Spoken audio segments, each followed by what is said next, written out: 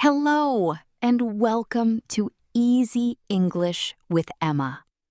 I'm Emma, your English teacher, and I am so happy you're here with me today.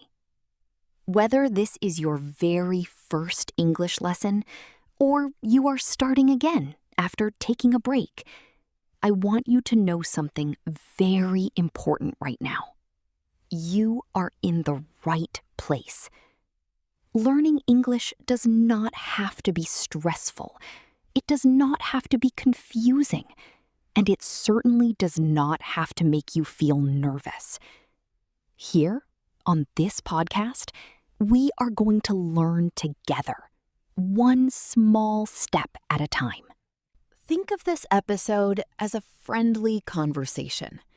Imagine we're sitting together in a quiet, cozy cafe, enjoying a warm cup of coffee while we talk. There is no pressure here. There are no exams. Nobody is judging you. This is your safe place to learn and to grow. Before we begin today's lesson, I want to tell you something that many English learners never hear. You do not need to be perfect. You only need to keep going. Every single fluent English speaker in the world started exactly where you are today. They didn't know all the words. They made mistakes. They forgot vocabulary. Sometimes they felt frustrated, but they continued, and that is why they improved. So, if you ever make a mistake while learning English, smile.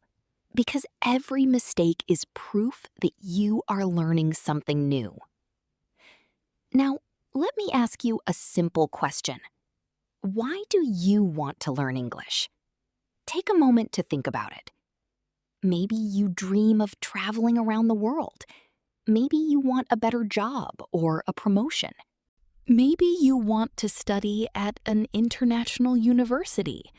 Maybe you enjoy watching movies and listening to songs in English. Or perhaps you simply want to communicate with people from different countries.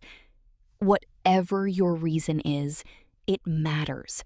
Keep that reason in your heart. It will help you stay motivated on the days when learning feels a little harder. Now, let's begin with something every English learner needs. Introducing yourself. Imagine this situation. You walk into a room. Someone smiles at you, looks you in the eye, and says, "Hello." What should you say? The easiest answer is simply, "Hello." Yes, it really is that simple. Sometimes people think English has to be complicated, but real everyday conversations usually begin with very simple words. Another common greeting is hi. You will hear this word almost everywhere. Friends say it, students say it, coworkers say it, and people even say it to strangers in informal situations. Now, let me imagine another situation. You wake up in the morning, you arrive at work, you see your teacher, or maybe you meet your neighbor outside. Instead of saying only hello, you can say good morning. Good morning. This greeting is polite, friendly, and very natural. Later in the day, after lunch, people often say, "Good afternoon." And when the sun begins to set and the evening arrives, we say, "Good evening." Can you see something interesting here? English greetings change with the time of day. Learning small details like this will help your English sound much more natural. Now, let's continue our conversation. Imagine someone smiles at you and asks, "What is your name?" Don't panic. The answer is very easy. you can simply say, "My name is Emma," or "I am Emma." Both answers are completely correct. Native English speakers use both every single day. Now, I want you to try. Imagine your own name. Take a second, think about your name. Now answer me in English, out loud or in your head. My name is... Perfect! Wonderful job! Did you notice what just happened? You just spoke English. Maybe it was only a few words, but those words matter. Confidence grows one sentence at a time. Many beginners believe they need to know thousands of words before they can start speaking English. That is simply not true. You only need a few useful sentences to begin communicating. Today, you already know how to greet someone, and you know how to tell someone your name. That is an amazing start. Let's continue. After learning someone's name, people usually say, "Nice to meet you." Listen to how polite and warm that sounds. Nice to meet you. It tells the other person that you are happy to meet them, and the other person will usually answer, "Nice to meet you too." Simple, natural, friendly. Let me practice a short conversation with you. Imagine you walk into a language school. A friendly teacher welcomes you. She smiles and says, "Hello." "Hello. What is your name?" "My name is David." "Nice to meet you." "Nice to meet you too." Congratulations! You have just completed your first full English conversation. It may seem short, but every long, deep conversation begins with a simple greeting. Learning English is exactly like building a house. You don't start with the roof, you start with the foundation. Today's lesson is part of your foundation. And remember this rule. Never compare yourself to someone who has been learning English for years. Compare yourself only to the person you were yesterday. If today you know one new word that you didn't know yesterday, then you are making real progress. Take a deep breath, smile, be proud of yourself. Let's keep moving forward on our journey. When you meet someone for the first time, the conversation doesn't stop after saying your name. People naturally want to know a little bit more about you. Imagine you are attending an international meeting or social event. Someone looks at you with a friendly smile and asks, "Where are you from?" This is one of the most common questions in the English language. To answer, simply say, "I am from," followed by your country. For example, I am from Burundi. I am from France. I am from Brazil. I am from Japan. Now it's your turn. Imagine I am asking you right now, where are you from? Answer me. I am from... Wonderful! Notice how easy that was? Learning English becomes so much easier when you learn full sentences for real situations instead of memorizing long lists of random words. That is how children learn their first language, by listening, understanding, and using simple sentences every day. Now, what if the person asks you another question? What do you do? Don't be confused. This simple question means, what is your job? Or, what do you study? Here are a few simple answers you can use. If you are a student, I am a student. If you work as a teacher, I am a teacher.